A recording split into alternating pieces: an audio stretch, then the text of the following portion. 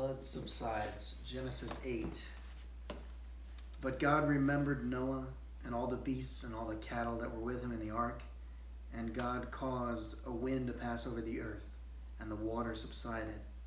Also the fountains of the deep and the floodgates of the sky were closed, and the rain from the sky was restrained, and the water receded steadily from the earth. And at the end of 150 days the water decreased.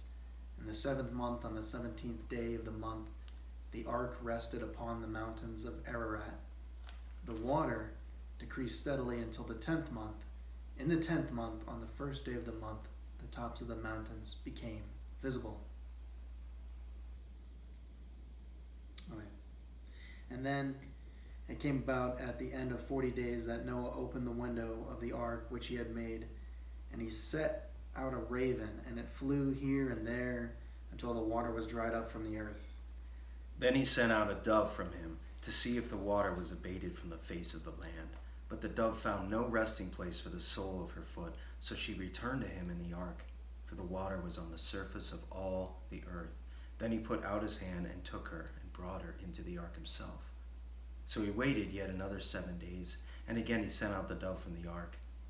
The dove came to him toward evening, and behold, in her beak was a freshly picked olive leaf. So Noah knew that the water was abated from the earth, that he waited yet another 7 days and sent out the dove, but she did not return to him again. Now it came about in the 601st year, in the 1st month, on the 1st of the month, the water was dried up from the earth. Then Noah removed the covering of the ark and looked, and behold, the surface of the ground was dried up. In the 2nd month, on the 27th day of the month, the earth was dry. Then God spoke to Noah, saying, Go out of the ark, you and your wife and your sons' wives with you. Bring out with you every living thing of all flesh that is with you, birds and animals, and every creeping thing that creeps on the earth, that they may breed abundantly on the earth, and be fruitful and multiply on the earth. So Noah went out, verse 18. So Noah went out, and his sons and his wife and his sons' wives with him. Every beast, every creeping thing, and every bird, everything that moves on the earth, went out by their families from the ark. Then Noah built an altar to Yahweh, and took of every clean animal and of every clean bird, and offered burnt offerings on the altar. Yahweh smelled the soothing aroma, and Yahweh said to himself, I will never again curse the ground on account of man. For the intent of man's heart is evil from his youth, and I will never again destroy every living thing as I have done. While the earth remains, seed time and harvest, and cold and heat, and summer and winter, and day and night shall not cease. Genesis 9, Covenant of the Rainbow. And God blessed Noah and his sons, and said to them, Be fruitful and multiply, and fill the earth. The fear of you and the terror of you will be on every beast of the earth, and on every bird in the sky, with everything that creeps on the ground, and all the fish of the sea. Into your hand they are given. Every moving thing that is alive shall be food for you. I give all to you, as I gave the green plant. Only you shall not eat flesh with its life, that is, its blood. Surely I will require your lifeblood. From every beast I will require it, and from every man. From every man's brother I will require the life of man. Whoever sheds man's blood, by man his blood shall be shed. For in the image of God he made man. As for you, be fruitful and multiply. Populate the earth abundantly and multiply in it. Then God spoke to Noah and to his sons with him, saying, Now behold, I myself do establish my covenant with you and with your descendants after you, and with every living creature that is with you, the birds, the cattle, and every beast of the earth with you, all of it that comes out of the ark, even every beast of the earth. I establish my covenant with you, and all flesh shall never again be cut off by the water of the flood. Neither shall there again be a flood to destroy the earth. God said, This is the sign of the covenant which I am making between me and you and every living thing that is with you for all successive generations. I set my bow in the cloud, and it shall be a sign of a covenant between me and the earth. That's the rainbow. And it shall come about When I bring a cloud over the earth, that the bow will be seen in the cloud, and I will remember my covenant which is between me and between you and every living creature of all flesh, and never again shall the water become a flood to destroy all flesh. When the bow is in the cloud, then I will look upon it, to remember the everlasting covenant between God and every living creature of all flesh that is on the earth. And God said to Noah, "This is the sign of the covenant which I have established between me and all flesh that is on the earth." Now the sons of Noah who came out of the ark were Shem and Ham and Japheth. And Ham was the father of Canaan. These three were the sons of Noah, and from the earth was populated. Then Noah began farming and planting a vineyard. He drank of the wine and became drunk and uncovered himself inside his tent. Ham, the father of Canaan, saw the nakedness of his father and told his two brothers outside. But Shem and Japheth took a garment and laid it upon both their shoulders and walked backwards and covered the nakedness of their father, and their faces were turned away so that they did not see their father's nakedness.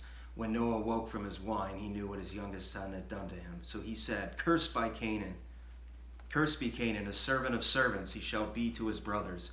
He also said, "Blessed be the Lord, the God of Shem, and let Canaan be his servant.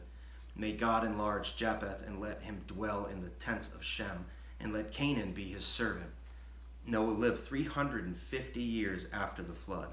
So all the days of Noah were 950 years, and he died. Genesis 10. Now, these are the records of the generations of Shem, Ham, and Japheth, the sons of Noah, and sons were born to them after the flood. The sons of Japheth were Gomer and Magog and Madai, and Javan and Tubal and Meshech and Tyrus. The sons of Gomer were Ashkenaz and Riphath and Togarmah. The sons of Javan were Elisha and Tarshish and Kittim and Dodanim. From these the coastlands of the nation were separated into their lands, everyone according to his language, according to their families, into their nations. The sons of Ham were Cush and Mizraim and Put and Canaan. The sons of Cush were Saba and Havilah and Sabta and Ramah and Sabteka. The sons of Ramah were Sheba and Dedan. Now Cush became the father of Nimrod. He became a mighty one on the earth. He was a mighty hunter before Yahweh. Therefore it is said, like Nimrod, a mighty hunter before Yahweh. Or as the book puts it, Lord, capital L-O-R-D. That's what they translate Yahweh. The beginning of his kingdom was Babel and Erech and Akkad and Calneh in the land of Shinar.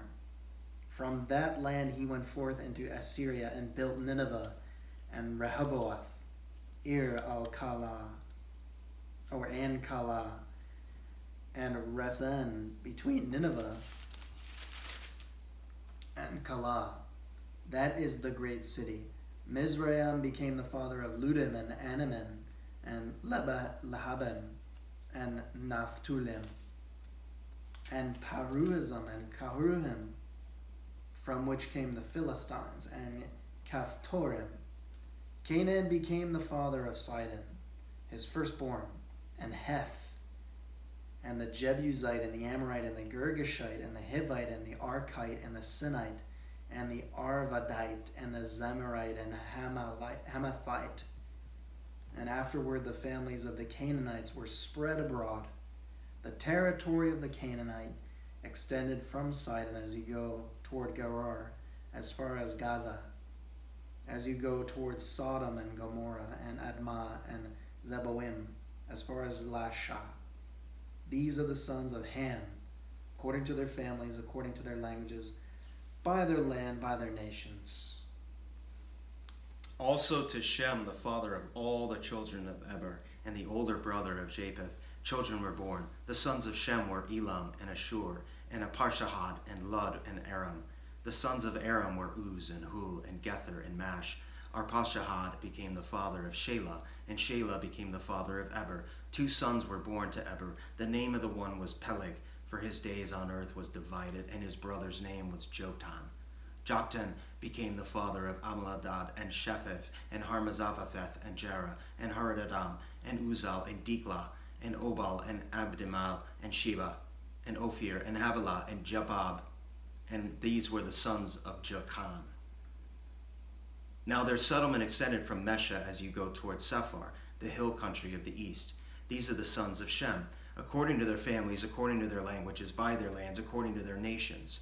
These are the families of the sons of Noah, according to their genealogies, by their nations, and out of these the nations were separated on the earth after the flood. Now, now the flood, if you look at the map, you have the same map too. Mm-hmm. This is the history of all the peoples of the earth. So everybody you know, everybody you see, we're all descended from one of these families or another at this time now, mixed in, possibly with all each other. All the same family, but you have Javan as the Greeks, Lud, Lydia, the Hittites, Syria, Aram, and Mizraim settled in Egypt.